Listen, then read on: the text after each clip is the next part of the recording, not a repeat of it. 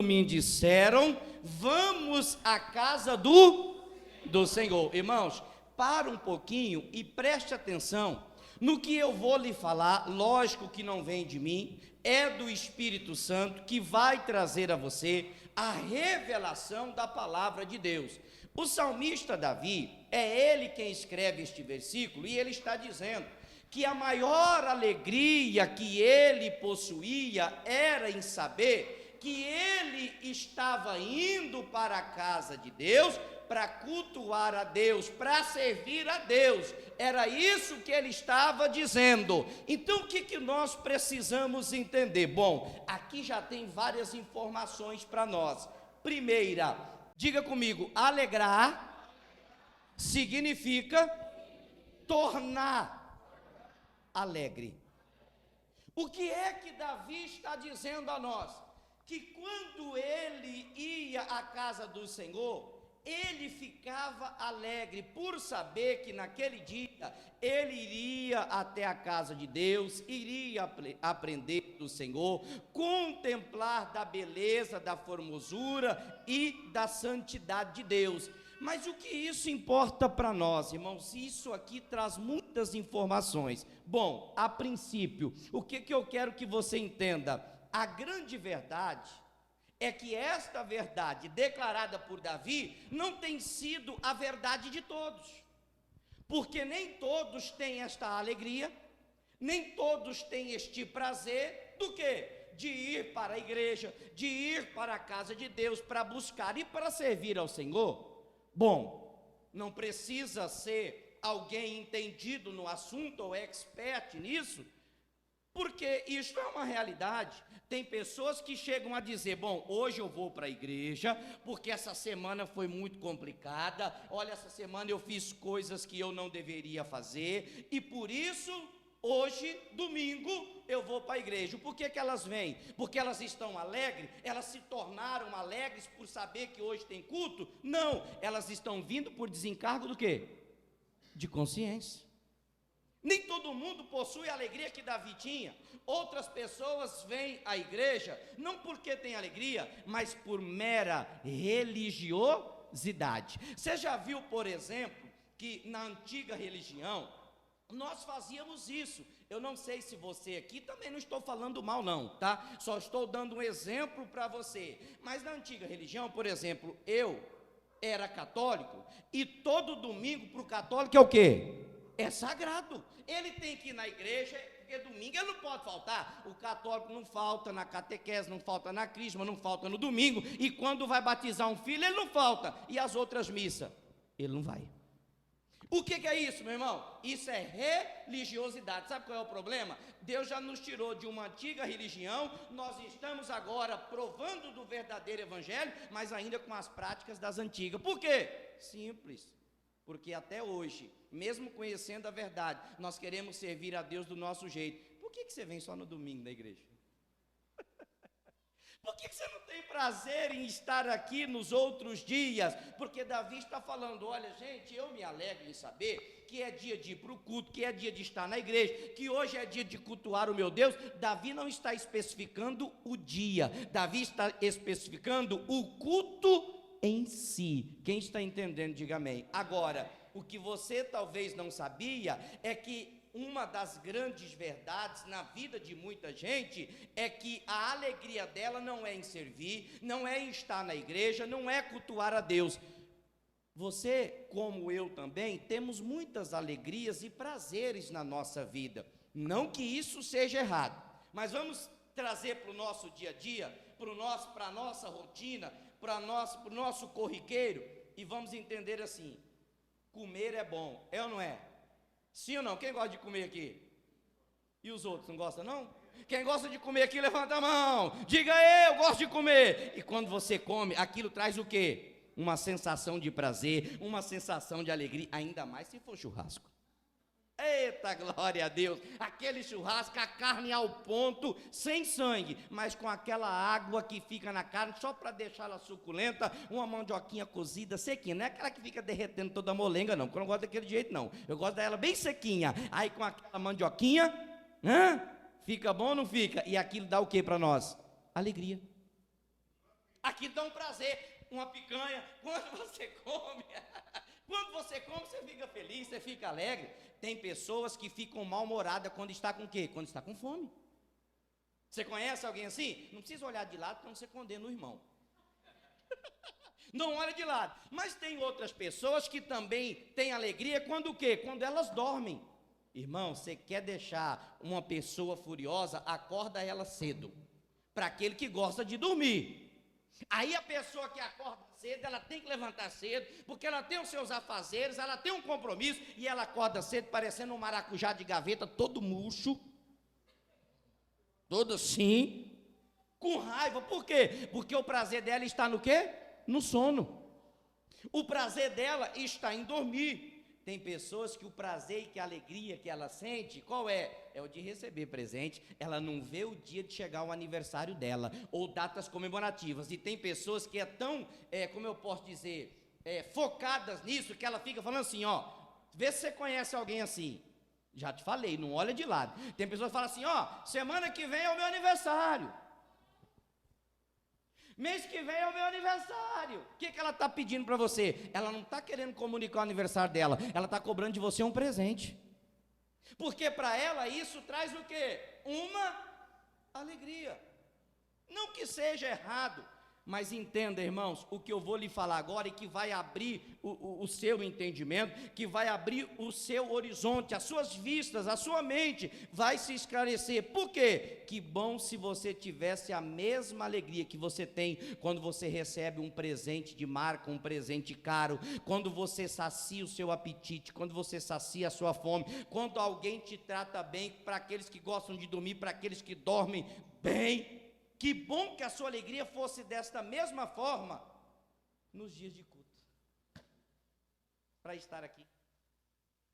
Para cultuar a Deus, para servir a Deus. E o porquê que eu estou dizendo isso para você, irmãos? Porque a alegria que nós devemos sentir não é aquela que é condicionada a momentos, não é aquela que é condicionada a pessoas, não é aquela que é condicionada a circunstância. A alegria nós até podemos sentir diante desses momentos que eu acabei de me referir, mas essas são alegrias passageiras que da mesma forma que elas vêm, elas também vão, mas a alegria que está em Deus, ela é eterna, ela não é um paliativo, ela dura para sempre. Inclusive Jesus diz que a vossa alegria seja completa. Diga graças a Deus. Às vezes o nosso foco está errado. O nosso foco não é nas coisas terrenas, não é nas circunstâncias, mas o nosso foco precisa ser em Deus. Irmãos, entenda isso. Vou repetir de novo. Que bom que a nossa alegria fosse quando recebemos um presente, quando alguém nos trata bem, quando o esposo diz assim para você, mulher, está aqui o cartão, pode ir para o shopping e faz a festa. Aí você, como é que você fica? Você fica toda alegre, toda sorridente. Mas o pastor às vezes pede uma oferta de 50, de 100, de 200, sei lá de quanto é, e às vezes você fecha o coração, porque você não tem alegria em ofertar. Por que você é assim? Pergunta para a pessoa que está do seu lado, por que você é assim? Porque a nossa alegria não está no Senhor. Temos alegria em ir ao shopping, em ir a um cinema, em ir para a festa. Por exemplo, nós temos aqui o nosso grupo de futebol. Irmão, quando chega quinta-feira, o dia da gente jogar bola, o grupo de segunda a quarta ninguém fala nada, mas quando chega na quinta-feira começa a festa, aí começa a zoação, aí começa a tirar sarro de um, é porque o Rodrigo é ruim, porque o Lucas não marca gol, e porque não sei o que, os caras são perna de pau, o pastor é horrível, e começa lá no grupo aquela zoação toda. Mas a gente tem o quê? Alegria. Por quê? Porque a gente está indo para o jogo de futebol. Aí chega no futebol, eu dou uma orientação, né? Eu falo com eles e convido eles para vir ao culto. Pergunta se quantos daqueles vieram. Se eu não estou equivocado, 1 ou 2 já vieram aqui na igreja. E os outros? Porque a alegria deles está onde? É aí que eu estou falando para vocês. Se a sua alegria, se a nossa alegria estivesse em Deus, as coisas seriam muito melhores. É por isso que Davi, o escritor dos Salmos, está dizendo: alegrei-me quando me disseram, vamos aonde? Vamos aonde? À casa do Senhor. A nossa alegria precisa estar em Deus. Tem que ser Deus, sabe por quê? Porque o nosso recurso é Deus. O nosso recurso é o Senhor. Davi está dizendo que as coisas de Deus tomavam conta da vida dele.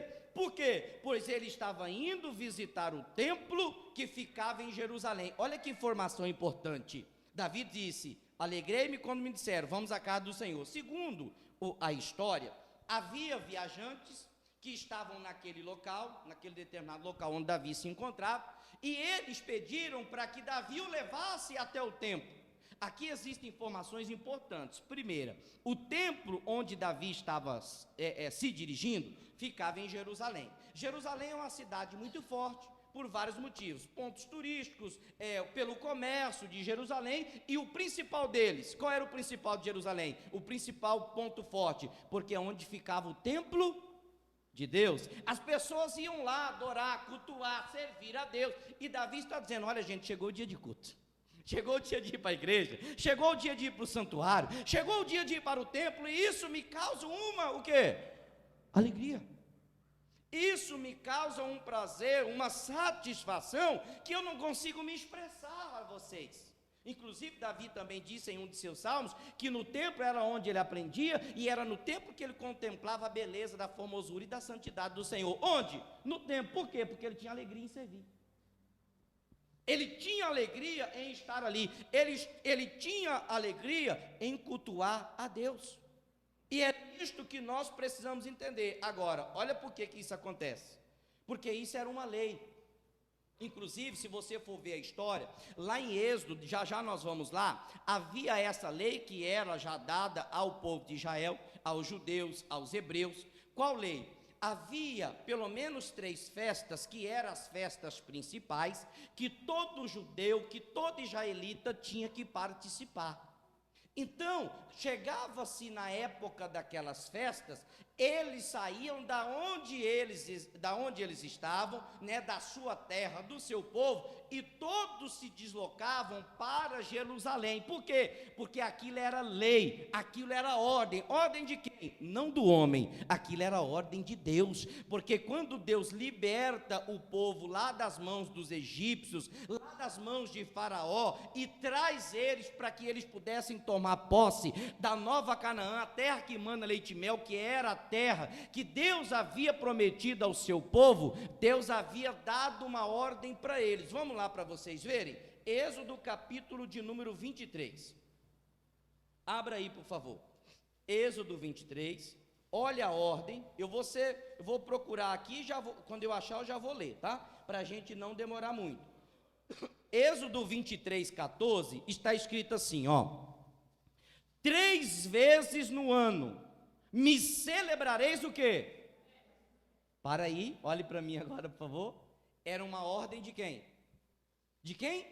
De Deus. O que Deus falou? Vocês que me servem, vocês que pertencem ao meu povo, celebre-me 3 vezes. No caso ali era ano. Talvez é por isso que tantas pessoas demoram para vir na igreja, né? Porque procura levar a Bíblia ao pé da risca. Mas trazendo para os dias de hoje, quantas vezes eram? Quantas vezes? Quantas vezes? Quantas vezes? Quantos cultos nós temos na semana? E por que você só vem um?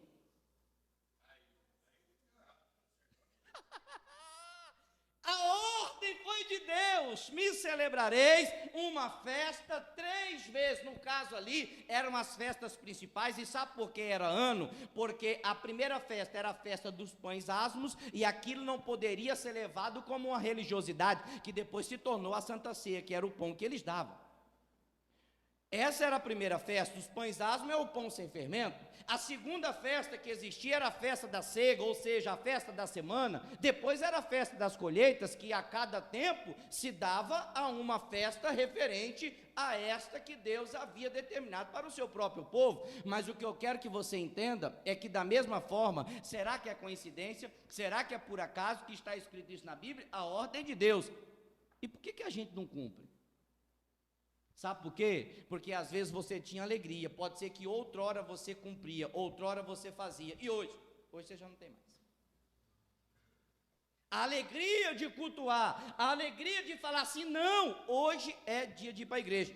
eu vou. Aconteça o que acontecer, eu vou para a casa do meu Deus. Por quê? Porque eu estou alegre. Irmãos, você já parou para pensar nesta grande realidade que tem que ser uma realidade na sua vida? Porque Deus está falando para o seu povo. Se você olhar, por exemplo, aí ele fala sobre, no 15, a festa dos pães asmos, guardará 7 dias, não comerá pão asmo até que tenha ordenado o tempo, tal, a festa da cega. E aí Deus vai falando, a festa da colheita.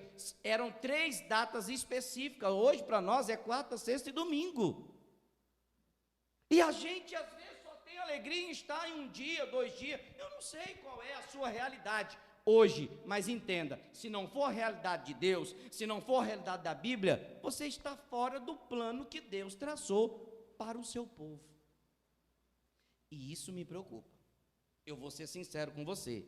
Como o seu pastor, isso me preocupa. Sabe por quê? Porque o primeiro relato de igreja, Davi está falando que ia para o templo. O primeiro relato de um templo, de um santuário, de uma igreja demonstrado na palavra de Deus está em Êxodo. Êxodo, que significa a saída. Saída do quê? Do povo de Deus, do Egito, da escravidão, para serem ou para uma vida de liberdade.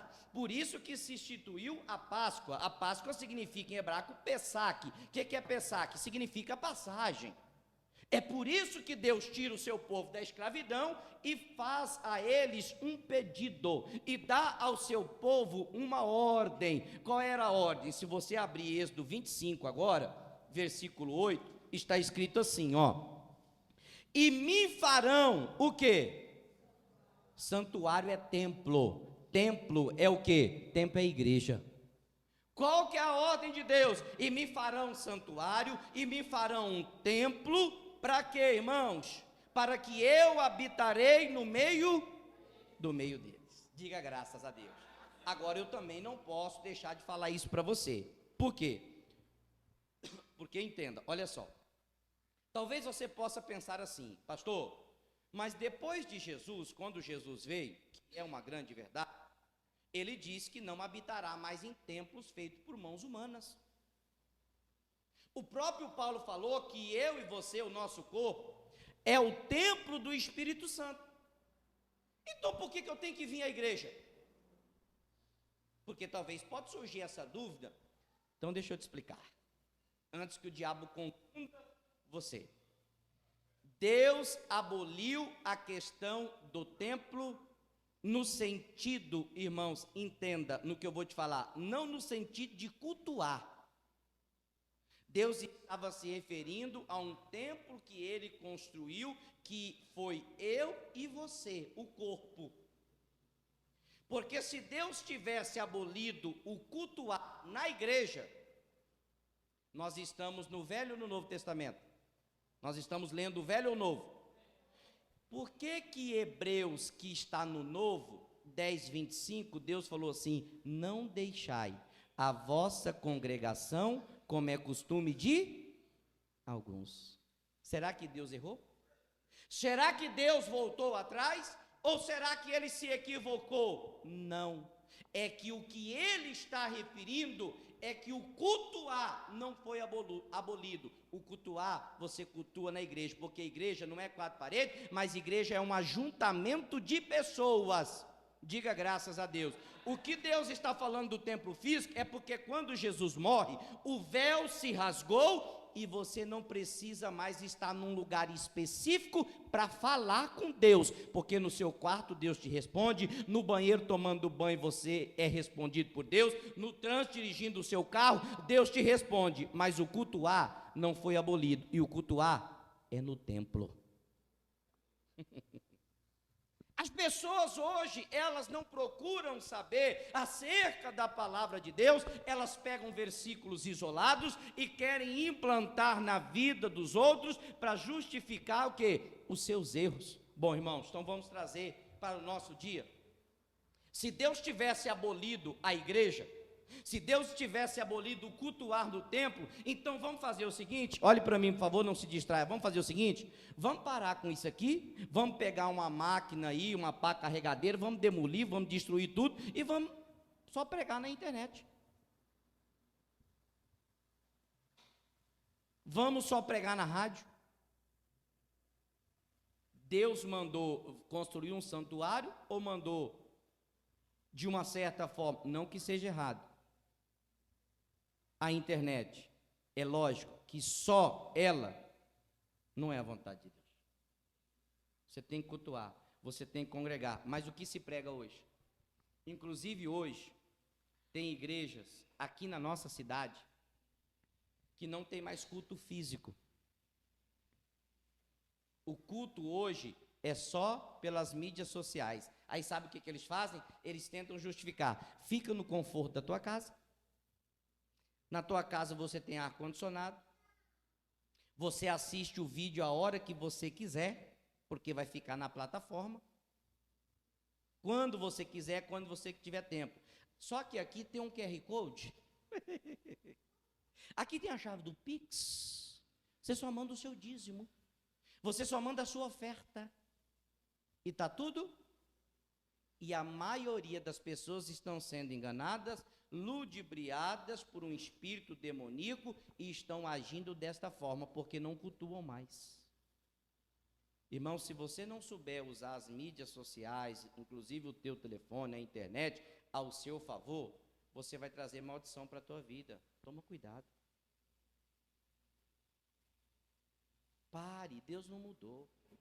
Deus não voltou atrás daquilo que Ele mesmo disse, o congregar, o estar de forma presencial na sua casa, no templo. Isto é uma alegria ao coração de Deus, que quando você faz, Ele sente desta forma. Por quê? Porque você está cumprindo a palavra que Ele mesmo declarou. O primeiro relato de um templo a ser construído foi aqui em Êxodo, como nós já lemos no versículo de número 8 do capítulo 25. Deus livra os israelitas das mãos de Faraó, dos egípcios, e mesmo, agora, olha que bonito, mesmo sendo onipresente, porque onipresente é o nosso Deus, que está em todos os lugares ao mesmo tempo, e não me pergunte como, porque isso é Deus quem faz, eu não sei como Ele faz, mas a Bíblia me garante que Ele é, e eu creio na palavra de Deus. Mesmo Deus sendo onipresente, Ele estabeleceu um lugar para se encontrar de uma forma pessoal com o seu povo. E qual foi o lugar? A igreja. A casa dele. Onde ele deixou estabelecido. Agora, o que o inimigo está fazendo? Isolando os crentes. Bom, é só a gente entender ou procurar entender. Provérbios 18:1 está escrito: o que se isola, procura o seu próprio interesse. Então, o que o inimigo está fazendo hoje? Está isolando a gente de congregar, isolando a gente de ter comunhão, isolando a gente de estar junto. Por quê? Irmão, simples. Vamos olhar para a natureza, para a gente tentar entender? Uma ovelha sozinha, ela fica mais fácil como nas mãos de um predador, como uma presa mais fácil, ou se ela estiver no meio do rebanho, ela fica mais difícil? Sozinha ela fica mais fácil. O que o diabo quer fazer? Isolar você. Da onde? De estar aqui, ó, no meio. Inclusive, o inimigo sabe da palavra de Deus mais do que qualquer um de nós, porque ele usou a própria palavra para ir contra Jesus e fazer Jesus pecar. Lá em Mateus capítulo 4, ele usa da palavra contra Jesus, e ele usa da palavra contra eu e contra você. Sabe como? Porque ele sabe que casa dividida não subsistirá. Por que ele quer afastar você de estar no meio? Por que ele quer que você se isola? Ou por que ele quer isolar você? Por que ele se levanta tanto contra você nos dias que tem culto, para que você não esteja aqui? Bom, irmãos, é porque isolado, afastado, distante, ele vai poder agir com mais facilidade, não vai ter obstáculo e não vai ser difícil para ele agir, para ele operar. É por isso que você enfrenta tanta resistência nos dias de culto, quarta, sexta e domingo. É por isso que está acontecendo isso com você. É por isso que você sente dor de cabeça só nos dias de culto. É por isso que a barriga dói só nos dias de culto. É por isso que aparecem as dores nas costas só dia de culto. É por isso que trava tudo só dia de culto. É por isso que chega um capeta lá na sua casa só na hora do culto. É por isso. Mas às vezes a gente fica assim, tá tudo normal, pastor.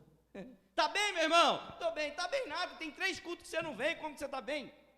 Fica 3 dias sem comer. Se é que você vai aguentar. Tem gente que não aguenta ficar 30 minutos e passar da hora de comer, dá desmaio. Imagina ficar 3 dias. Por que você acha que sem o alimento espiritual a gente vai conseguir ficar de pé? Irmãos, o que falta para nós? Falta essa alegria que Davi tinha. De não substituir o cultuar por nada nessa vida.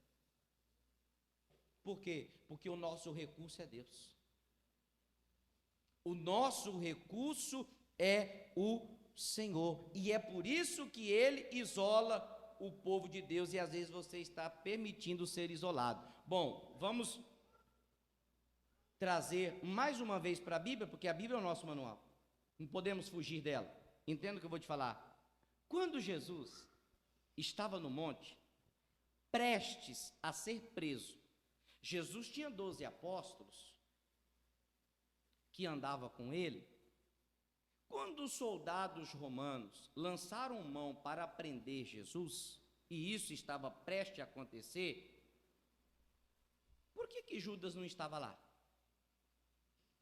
Os outros estavam. E Judas estava onde? Sabe onde Judas estava? Judas estava no templo, na sinagoga, não de Deus, na sinagoga de Satanás, junto com os sacerdotes, procurando uma oportunidade para vender Jesus. E por quanto é que Judas vendeu? Por 30 moedas de prata. É isso aí, Maxwell. Parabéns. Por 30 moedas de prata. Sabe para que serviu as 30 moedas de prata que Judas recebeu pela traição? Segundo o livro de Atos, as 30 moedas de prata, quando Judas percebe que ele traiu o sangue inocente, ele volta no templo correndo e lança as moedas no chão. Os principais dos sacerdotes e os anciãos disseram assim: nós não temos nada com isso, o problema é seu. E eles nem quiseram pegar a moeda, porque sabiam que aquilo era amaldiçoado. Eles deixaram no chão. A Bíblia diz que com aquelas 30 moedas de prata foi comprado um campo, um terreno, uma propriedade, que segundo a palavra de Deus se chama campo de sangue. Sabe quem é que foi enterrado nele? Judas. Ele cavou a sua própria cova, a sepultura. Por quê? Porque ele se isolou. De quem? De Deus. Às vezes é o que está acontecendo com você, meu irmão. Você ainda só não percebeu. O diabo é especialista em fazer as coisas de uma forma tão sorrateira, porque a Bíblia diz que ele é astuto. Astuto é o mesmo que esperto, e ele faz que a gente nem percebe. Olha só. Ele usa até meios que para nós são normais, é comum, é corriqueiro, e a gente pensa que não tem nenhuma ação do diabo ali. Quer ver um exemplo? Sim ou não? Sabe como o diabo te separa de Deus? Pergunta-me como, pastor? Colocando mais serviço para você, trabalho para você, para no dia do culto você estar cansado e não estar aqui, ou arrumando trabalho para você, justamente no dia de culto. Ah, por que você está falando isso? Porque isso é bíblico. Quando Deus mandou o faraó soltar o povo dele, o que o faraó fez? Vamos colocar mais trabalho, vamos colocar mais encargos sobre eles, porque eles não vão ter tempo para sair e adorar a Deus. É isso que o diabo faz até hoje com você. Só que a gente pensa assim: pastor, é trabalho. Aí tem alguns excomungados, me desculpa eu falar assim, porque eu tenho para falar, eu falo para você, que fala assim: pastor, mas o meu dízimo vai ser maior. Irmão, eu estou preocupado com o seu dízimo. Se você quiser devolver, problema seu. Se você não quiser, problema seu também. Irmão, não estou aqui por causa do seu dinheiro, não. Para com essa besteira. Não, pastor, porque agora estou trabalhando tanto e agora o meu dízimo vai ser até maior. Irmão, pode ser o que for. Estou preocupado com o seu dízimo. Chega lá na porta do céu e fala assim: está aqui meu dízimo, abre a porta que eu quero entrar, para ver se vai abrir. Para, irmão, com essa besteira. O problema é que o diabo engana a gente e a gente acha que é normal. dá serviço, dá tantas coisas, como eu poderia passar a noite inteira dando exemplo para você. E a gente pensa que é normal. Diga para a pessoa aí, ó, está me ajudando. Diga para a pessoa que está do seu lado aí, fala assim, você está entendendo? Você está entendendo por que o diabo está te isolando? Você está entendendo porque o diabo está te afastando? Porque ele quer uma coisa só. Ele veio para roubar, matar e destruir. E se você não se atentar, ele vai conseguir, isolando você, afastando você do rebanho. Por isso que Jesus disse, é melhor ser dois do que ser um. O que se isola procura o seu próprio interesse. O orgulhoso é aquele que pensa só nele. Jesus resiste o soberbo, os orgulhosos. Nunca Deus apoiou a individualidade. Nunca. É coletivo.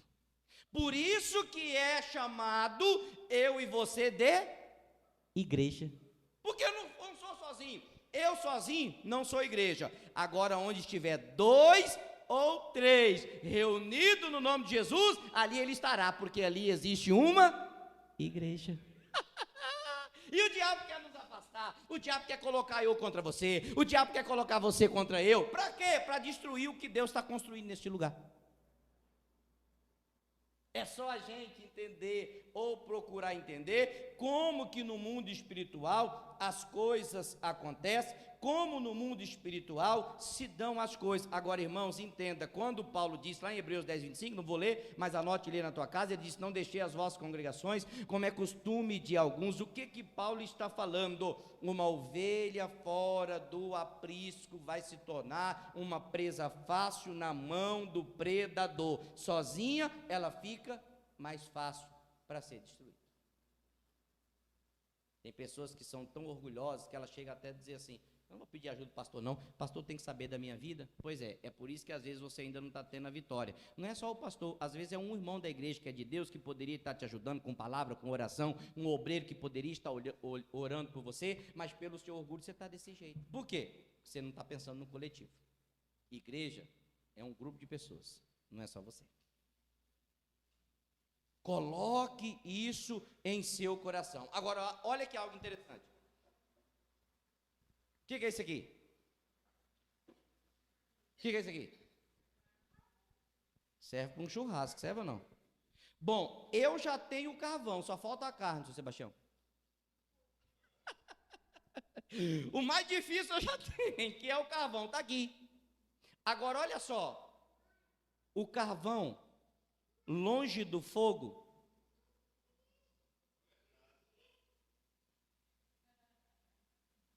Deus usa quem quer, não é nada. Se ele não estiver misturado, se ele não estiver junto, o carvão longe do fogo não é nada. Olha só, o carvão longe do fogo, eu pego.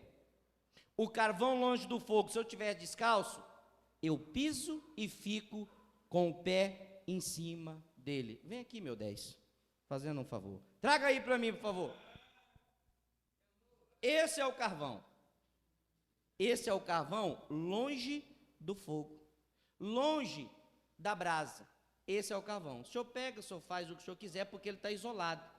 Ele está sozinho. Agora pega nesse aqui que estava misturado com os outros. O senhor é 10. Esse sozinho, ele pega. E o que está misturado? Alguém toca? Alguém ousa pegar? Assim é você quando você está misturado, quando você é igreja. Ninguém toca, nem o diabo pode tocar. E é por aí que se cumpre aquela palavra. Obrigado, meu amigo, dá meu carro. Ou você quer levar a passar carne? É aí que se cumpre aquela palavra. Qual? As portas do inferno não prevalecerão contra a igreja.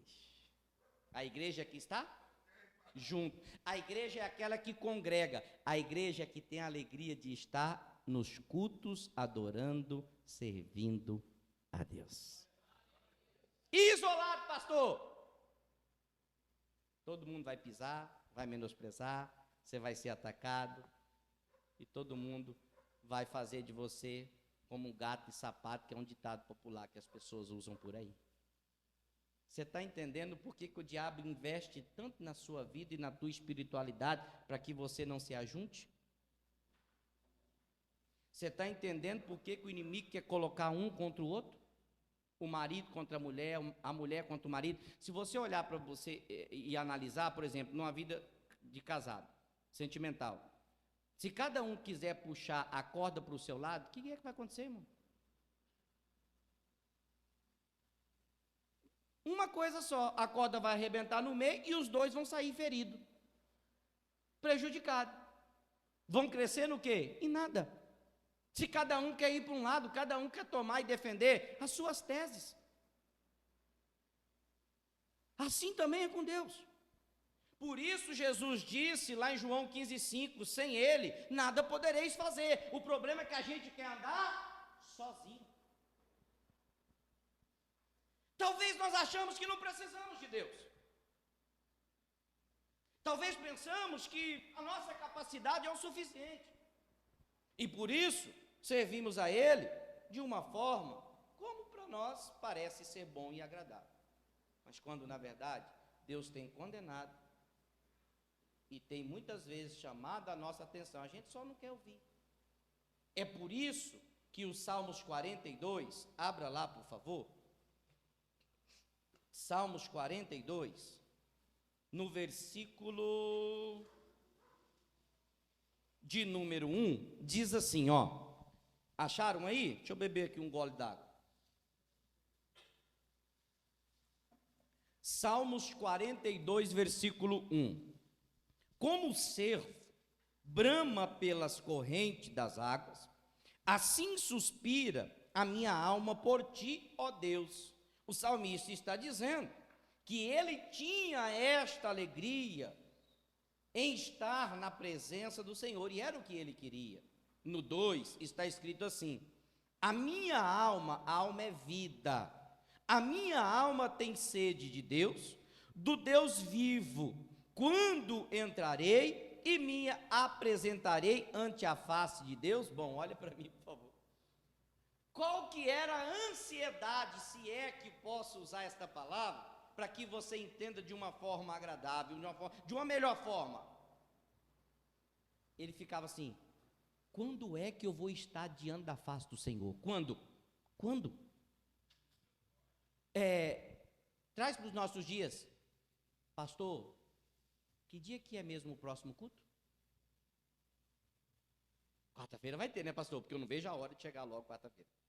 Na quarta-feira, pastor, sexta-feira tem, né, pastor? Ô, pastor, que dia que o senhor vai marcar uma reunião, pastor? Uma vigília para nós, pastor? Pastor, que dia que o senhor vai marcar um evento dos homens e das mulheres de novo? Ô, pastor, que dia que o senhor vai marcar uma reunião das mulheres? Ô, pastor, que dia que o senhor vai marcar uma reunião dos homens? Ô, pastor, que dia? Cadê a nossa fome? Cadê a nossa sede? Cadê a nossa alegria? Cadê a nossa vontade de servir?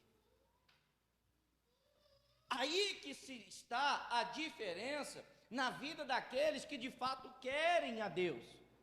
E ele faz essa pergunta: que dia que eu vou estar diante de novo do Senhor, diante da tua face? No 3 está escrito assim: as minhas lágrimas servem-me de mantimento, de dia e de noite, porquanto me dizem constantemente: onde está o teu Deus? E aí no versículo 4 está escrito assim: olha que informação importante, presta atenção, olha só. Quando me lembro disto o quê? Dentro de mim, derramo a minha alma, a minha vida se lança, pois eu havia ido com quem? Com quem? Com a multidão. Fui com eles, onde? Você lembra como era agradável antigamente para você, quando tinha os cultos? Você não via a hora de cultuar, você passava na casa do seu vizinho, da rua da tua casa ali, do bairro, e você chamava: vizinho, vamos para a igreja, vizinho.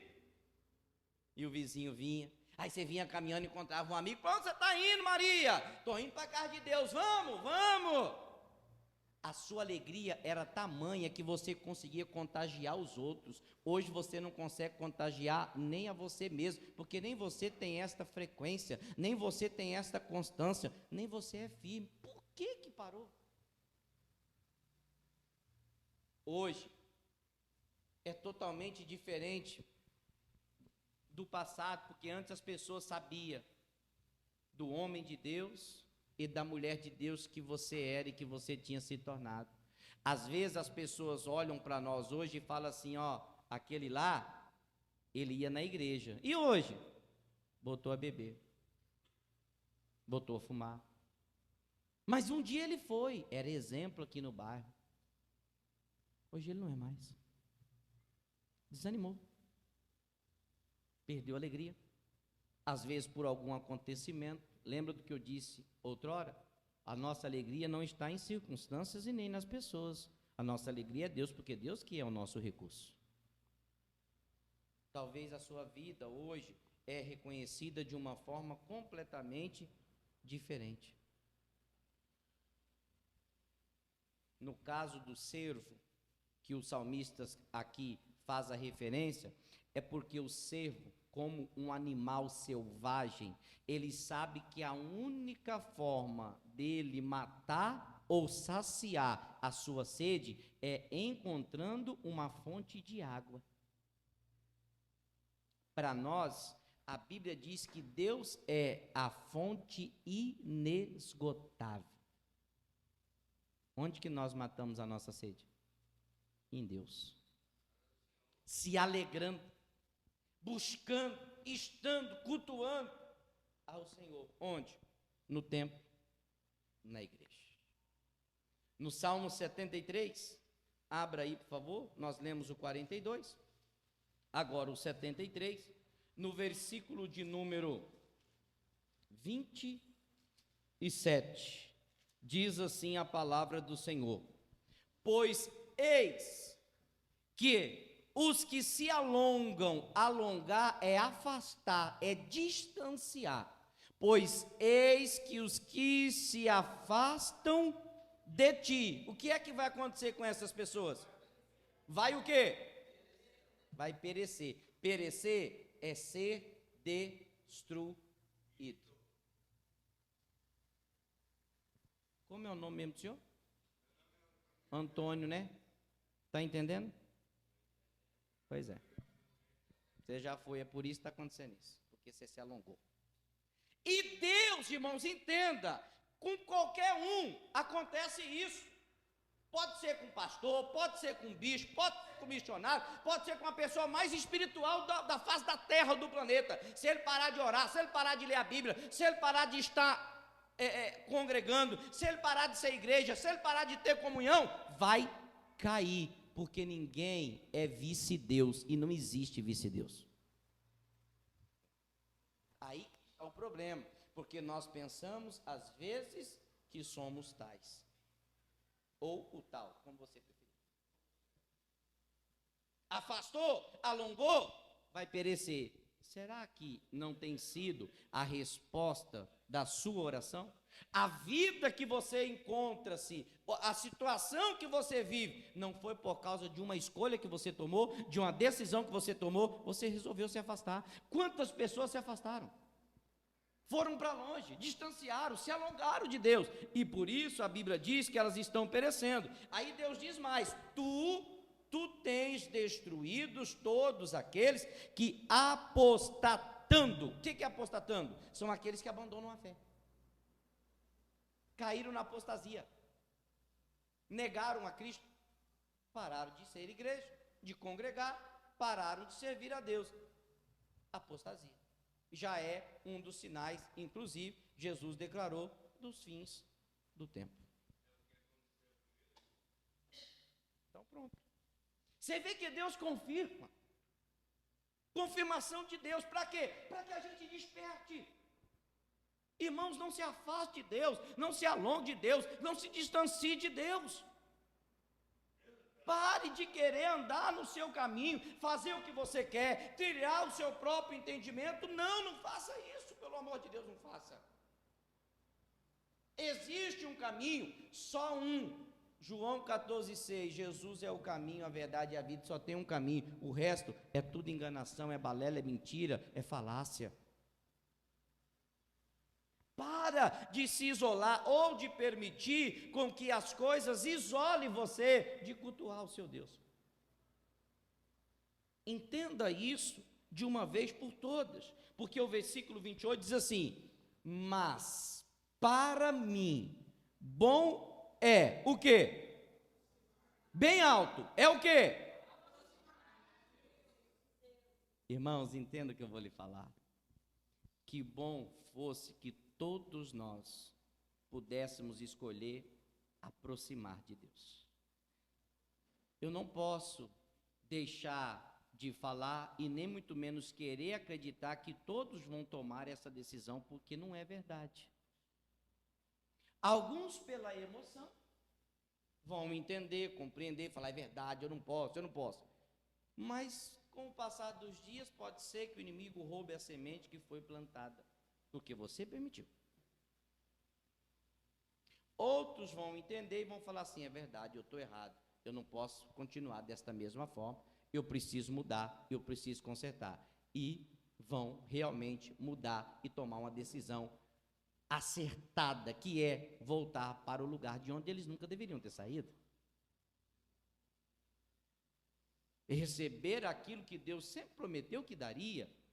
Onde? Para aqueles que estivessem na casa do Pai, não afastados, não distantes, não longes, mas juntos. É por isso, irmãos, que Paulo, em Romanos 12:5, disse algo muito importante. Abra aí, por favor. Romanos 12:5, está escrito assim, ó. Romanos, Paulo descreveu, orientando a igreja de Roma acerca dos acontecimentos.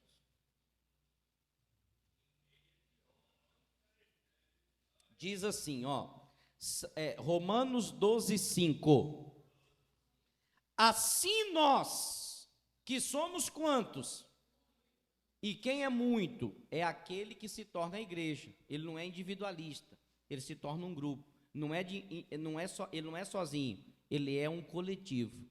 Ele nunca está na primeira pessoa, eu, não. Ele sempre diz, nós. Igreja é isso. Então, nós que somos muitos, ou seja, a igreja, o ajuntamento de pessoas, nós que somos muitos, diz aqui, ó, somos um só corpo, onde? Onde? E os que são individuais? Complete aí o versículo. Os que são muitos é um só corpo em Cristo, e os que agem de forma individualmente são membros uns do quê? Escravos. Os não convertidos, os não salvos. É por isso que eu preciso lhe dar essa informação importante. Entenda, olhe para mim, por favor. Somente os salvos é que estão de verdades unidos a uma igreja. Pastor, por quê? Porque a Bíblia diz que Deus vai buscar a sua igreja. E o individual vai ficar, porque não é igreja. Tem que ser muito, não pode ser um. Pare de pensar só em você. Pare de agir pensando somente no seu próprio umbigo. A igreja sempre esteve com as portas abertas para acolher todos aqueles que querem ser, de fato, uma igreja de Jesus. Nunca se esqueça, os salvos, ou somente os salvos, é que estão unidos a uma igreja, porque Deus vai voltar para buscar a... E se você não tiver como igreja? Pois é, se fosse hoje, São Antônio, já era, hein? Ainda bem que Deus é misericordioso. Então, o que nós precisamos entender, irmãos? Entenda, vou te falar de novo. A igreja é um conjunto, um ajuntamento de pessoas que se unem para buscar a Deus. Agora, a informação ainda mais importante que você precisa gravar, foi a que Lucas, o médico, descreveu. Onde? Em Atos. Abra lá, Atos 2. O vizinho da esquerda de Romanos. Você pensou que era em Lucas, né? Atos 2.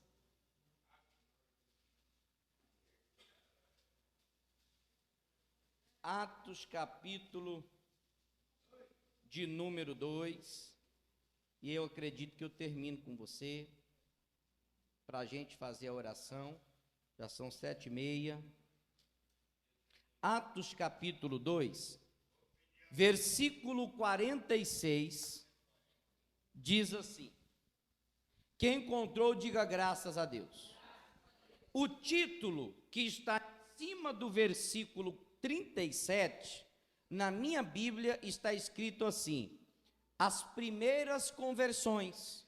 Em outras Bíblias traz assim, como era o procedimento dos convertidos, que é a mesma coisa.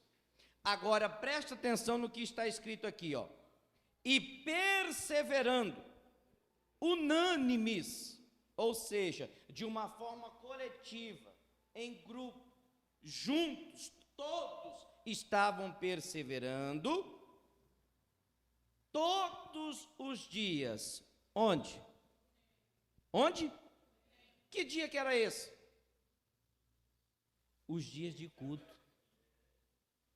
Todos os dias que havia culto, a igreja se reunia e perseverava. Só um? Não. Todos juntos, de uma forma coletiva, no templo. E o porquê que eles faziam isso, irmãos? E partindo o pão em casa. A casa aqui não é a casa deles, é a casa de Deus. Jesus se referindo à Santa Ceia do Senhor, que é aquela que nós fazemos todo segundo domingo do mês. E por isso, todos comem o pão junto e todos tomam do cálice também junto. Por quê? Porque está escrito aí, e partindo o pão em casa, comiam juntos. E comiam de que jeito? Comiam de que jeito? E aí, irmãos? E aí? Alegrei-me, não foi isso que Davi disse? Quando me disse, a igreja de Jesus é um povo alegre. Por isso que eu falo sempre para vocês aqui, quando eu coloco vocês para participar do culto, eu faço perguntas, é justamente para isso, para a igreja ser avivada, porque Deus se torna presente em um lugar que a igreja é avivada. O povo estava com alegria, o povo queria Deus, o povo queria buscar, o povo queria servir, de forma unânime, todos juntos. Você vê que importante isso daqui, eles comiam com alegria e singeleza de coração. No 47, aí diz assim, eles louvavam a Deus. O que é o louvor? É na hora que o pessoal subiram aqui, para poder fazer o quê? Adoração a Deus. Você vem à igreja, deixa eu te falar uma coisa, irmãos, presta atenção no que eu vou te falar. O louvor não é para você. Você não tem que gostar do louvor. O louvor não é para você. Quem falou que o hino foi feito para você? Que eu saiba, o hino foi feito para Deus. E é Ele que devemos adorar. A Ele é que devemos cultuar. O louvor não foi para você, o louvor não foi para mim, não. Agora só tem uma coisa: a decisão de adorar é você quem toma. Aí o pessoal está aqui se matando. Maravilhosa graça. E você está... Que igreja é você? Ah, pastor, sabe por quê? É porque eu não gosto de hino animado. Então reclama com Deus, irmão. Fala com Ele. Ah, pastor, eu não gosto desse hino que cantou porque eu não sabia o hino para você, irmão. Diga para a pessoa que está ao seu lado: o hino não foi feito para você, não. O hino foi feito para adorar a Deus. Pastor, o senhor não pode falar isso. Eu estou com o microfone, posso falar com você. Brincadeira, irmão. Agora nós precisamos entender. Aí o pessoal está aqui se matando, coitado do Léo, da Sara, da Naná. Cadê a Naná? Naná foi Naná? Misericórdia. Naná foi Naná. Aí eles estão aqui, maravilhosa graça. Amor que não tem fim, deixa o meu lugar. O povo não tem coragem de deixar o lugar e mover do lado. Diga para o irmão que está nessa aqui, você veio aqui hoje para fazer o quê? Eu pensei que era para adorar. Eita glória, diga glória, irmão, diga aleluia, diga graças a Deus. Você vai vencer, irmãos. Ó, oh. Quando eu falo que vai vencer, aí saiu glória a Deus. Eita Jesus, mas é verdade, é só para descontrair, vocês estão muito sérios. Nós precisamos entender isso. Eles iam unanimemente, todos juntos, levante as mãos, oh Deus poderoso, e aí todo mundo ora, todo mundo louva, todo mundo se entrega, e quando acontece isso, o inferno estremece, os demônios tremem, eles caem pelo chão, e Deus começa a quê? O que está escrito aí, ó, acrescentar na igreja, ou no trabalho, pode ser na sua casa, pode ser nos seus negócios, pode ser na sua família, pode ser aonde você colocar a mão, Deus vai acrescentar. Não é eu, e nunca foi, sempre foi Deus. Mas entenda uma coisa, por que Deus está acrescentando nas nossas igrejas a cada culto? Porque a palavra da verdade tem sido pregada e o conhecimento de vocês tem sido aberto para o mundo espiritual. E muitos de vocês estão colocando em prática o que aprende. E Deus está lá de cima falando assim, agora sim é a igreja que eu sempre quis. Então agora eu vou enviar pessoas sedentas, drogado, prostituta, aqueles que precisam, porque Deus não é louco de trazer uma pessoa em um lugar onde não se prega a verdade. Por que sempre tem visitantes? Por que sempre tem pessoas novas? Porque Deus está aqui. Deus vai acrescentar na sua casa, na sua família, nos teus negócios, como Ele tem acrescentado na igreja aqui do Três Barras, como Ele tem acrescentado na igreja do 1º de março, Deus vai acrescentar. E ainda, Ele nem fez o que é para ser feito, Ele só começou. Daqui 3 meses você me fala o que essa igreja vai se tornar. Por quê? Porque as pessoas estão se convertendo. Agora, onde as pessoas não se convertem, também não tem acréscimo. Se entra por aqui e sai por aqui, não adianta nada. Porque Deus acrescentava à sua igreja aqueles que se haviam de salvar. Diga graças a Deus. Eu sempre digo que o nosso maior objetivo é ser salvo. E para isso, eu preciso ter alegria em servir a Deus, porque é Ele que me proporciona a salvação. O socorro é Ele, então se alegre, irmãos, em servir a Deus. Amém, pessoal? Vamos aplaudir Jesus.